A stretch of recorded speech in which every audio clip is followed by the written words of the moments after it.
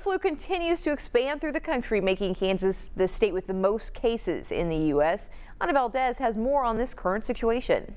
The U.S. Department of Agriculture says Kansas currently has the worst outbreak of avian influenza, also known as the bird flu, with 400,000 birds infected.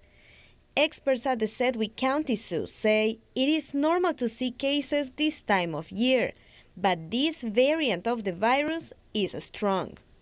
This strain right now is what is called highly pathogenic, meaning it's really easily transmitted from one bird to another, and the virus thrives in cold weather. The Sedgwick County Zoo is taking precautions by closing its tropics exhibit to protect the birds, most of which are endangered. Yeah, we don't have any birds sick here at the zoo.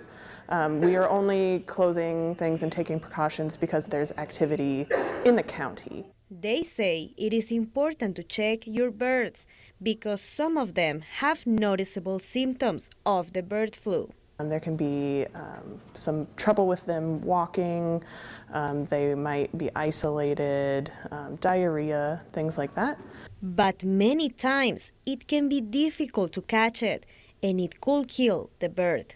Often the only sign is sudden death, unfortunately. So it is a fatal disease, which is why we want to protect our birds from it. For its part, the Sedgwick County Zoo will continue keeping the birds safe until the situation improves. Yeah, we won't open the Tropics building until we feel like it's safe in the area. So again, we monitor the situation daily to see where our cases are at. In Wichita, I'm Ana Valdez, 12 News.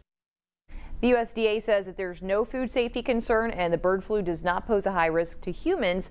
Pottawatomie County accounts for the bulk of infected birds in Kansas, with about 380,000 reportedly infected.